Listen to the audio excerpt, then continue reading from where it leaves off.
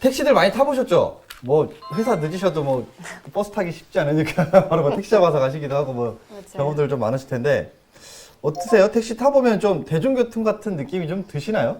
사실 대중교통이 되면 좋겠다라고 생각한 게 바로 택시지 않을까 생각이 되는데요. 그런데 개인적으로.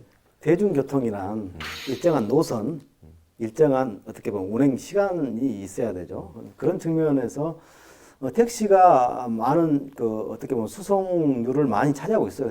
우리나라에서 뭐 수도권은 굉장히 높죠. 근데 그럼에도 불구하고 택시가 대중교통이냐 아니냐 이 논란은 계속되어 왔었죠. 사실 이명박 정부 시절에 여야 합의로 국회에서 어떻게 보면 택시를 대중교통으로 한다는 그런 골자로 관련 법이 통과됐지만 결국 그 논란 끝에 대통령이 거부권 행사했죠. 그래서 이게 사장됐는데 이번에 다시 이게 대중교통을 골자로 한 법안이 통과가 됐죠. 네. 그래서 사실 이 택시를 타면 저는 사실 모르겠어요. 서비스가 참 좋은가? 내가 이 요금을 내고 타고 있을 때 거기에 맞는 서비스나 대우를 받고 이걸 탈 수 있었을까? 맞아요. 그 최근에 택시 파업이 있었을 때 이제 시민들이 외면한 이유 중에도 하나잖아요. 이제 서비스는 제공하지 않으면서 요금만 높이려고 한다라는 이유로 이제 외면하고 비난을 받기도 했었는데 택시를 타보면 저 같은 경우는 나이가 어리다, 여성이다라는 이유로 좀 이렇게 얕잡아 보기도 하고 좀 심한 말을 하기도 하고 그러시더라고요. 근데 무서워서 그 한정된 공간 안에 있다는 이유 자체가 좀 겁이 나고 무섭잖아요. 그래서 이제 함부로 대응을 할 수도 없고 조심스러운 부분이 많은 것도 있어요. 네, 그 택시가 이제 그래서 이제 대중교통으로 인정해야 될 것이냐 아니냐의 논란이 계속해서 지금 진행이 되고 있는데 안전성 문제도 지금 계속해서 그 대두가 좀 되고 있단 말이죠. 목포에서는 과거에 그 여대생 살인 사건이라는 아주 끔찍한 사건이 한 번 있었습니다. 택시 기사가 범인이었죠. 네. 그래서 그런 문제들도 있었고 최근에 제가 들었던 이야기 중 하나는 택시 기사님이신데 코로나19 초창기 때였어요. 마스크를 안 쓰고 있었는데 뒤에 탄 승객께서 굉장히 거친 말을 해서 심지어 폭행까지 하셨다 그러더라고요. 그래서 그런 이제 문제점들까지 불거진 거죠. 그래서 외국에는 그 운전기사와 승객 사이를 가로막는 맞아요. 굉장히 분리대가 있습니다. 삭막한 분리대가 존재하기도 하고 아직까지 우리나라는 그런 삭막함까지는 공감대가 없는 것인지 이제 그건 하지는 않았는데 그런 이제 안전장치를 심지어 치기도 한단 말이죠. 그래서 이것들이 이제 공공재가 만약에 된다고 했을 경우에는 아무래도 그런 교육이라든지 이 사람들이 사실 그 택시가 면허를 빌려 쓰기도 했던 이런 가격 문제도 있었기 때문에 그런 그 사각지대에 놓이면서 그런 사고들이 좀 발생을 했거든요. 그러다 보니까 그런 것들을 좀 예방할 수 있지 않을까라는 그런 장점도 있는 반면에 또 이것에 수반되어지는 예산이라든지 또 어떤 반발들 이런 것들을 어떻게 또 합의를 이끌 것인가 이게 지금 가장 쟁점인 것 같습니다. 택시를 대중교통으로 하는 문제에서 가장 핵심적인 것이 어떻게 보면 택시 기사들의 그 열악한 근로 조건을 현실화시킨다. 뭘로 현실화시키냐? 국민 세금을 이제 투입을 하는 거죠. 그 문제가 쟁점이 됐죠. 그래서 과연 대중교통이라는 개념 자체가 그러니까 다른 나라에도 거의 드물어요. 그러니까 택시를 대중교통으로 하는 경우가. 근데 결국 이제 택시 기사 완전 월급제하고 이게 이제 같이 네. 연동이 되는 거라고 생각을 해요. 네. 그러니까 사실은 이제 저는 좀 애매했던 게 뭐냐면 우리나라에는 이제 법인 택시가 따로 있고 개인 택시가 따로 있잖아요.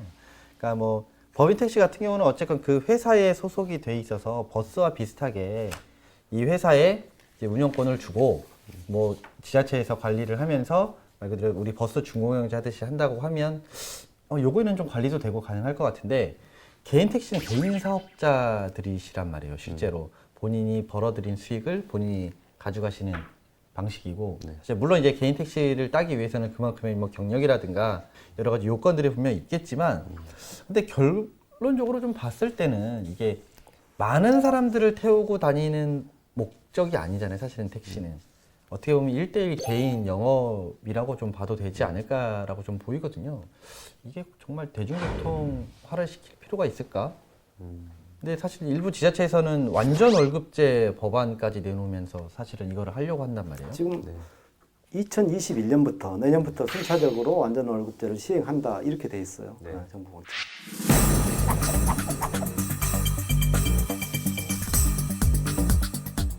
그러니까 저는 이거에 대해서 참 찬성하기도 하고 반대하기도 좀 뭐하다는 생각이 좀 들더라고요. 그러니까 산악금제가 완전히 없어지면 진짜 말 그대로 공공성을 떼야 된다는 소리인데 과연 택시가 100% 공공성의 인정을 받으면서 운행이 될까? 여러 가지 좀 가만히 있을 때 과연 이 산악금제도 폐지를 하는 게 맞는 건지 아니면 유지를 해야 되는 건지 참 이게 아직까지 좀 판단이 안 서네요, 저는. 기사님들도 이 완전 월급제에 대해서 좀 의견이 엇갈린 것 같아요. 그래서 지금은 뭐 일 들자면 13만 5천 원 정도 해서 산악금 하고 나머지는 자기가 가져가지 않습니까? 그쵸. 그리고 택시 회사에서는 한 50만 원 정도 통상 이렇게 주면은 한 달 수입이 이제 나오죠. 그런데 완전 월급제가 됐을 때는 모든 비용을 그쵸. 어떻게 보면 다 회사에다 내요. 다 내는 거 아니겠습니까?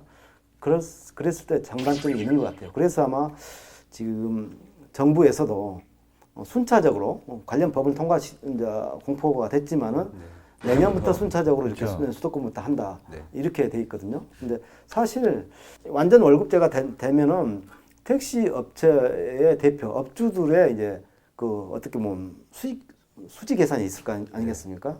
이 문제를 또 논하려면 택시의 과잉 공급 문제까지 같이 또 얘기가 돼야 돼요. 이게 택시 업계 구조조정. 목포 같은 경우는 인구 얼마인데 실제 이용률이 어느 정도다. 뭐 광주광역시는 어느 정도다. 이게 또 데이터가 나와야 돼요. 맞아요. 네.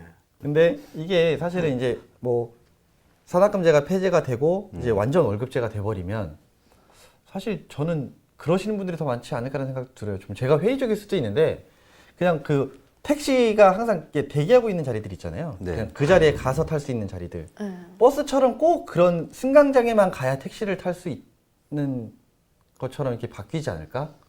내가 급할 때 언제든 택시를 타는 게 아니라 그러죠. 기사들이 열심히 일할 필요가 없죠. 그렇죠. 네. 네. 그러니까 좀 그런 우려도 사실은 좀 있을 것 같더라고요, 저는. 근데 이제 이 산악금이라는 게 일정한 기준이 있잖아요. 그 일정 금액의 이상을 회사에다가 이제 그걸 채웠을 경우에만 월급을 받아갈 수 있는 그런 조건이 되다 보니까 그거를 채워버리게 되면 사실 일을 하기 싫어버릴 거 아니에요.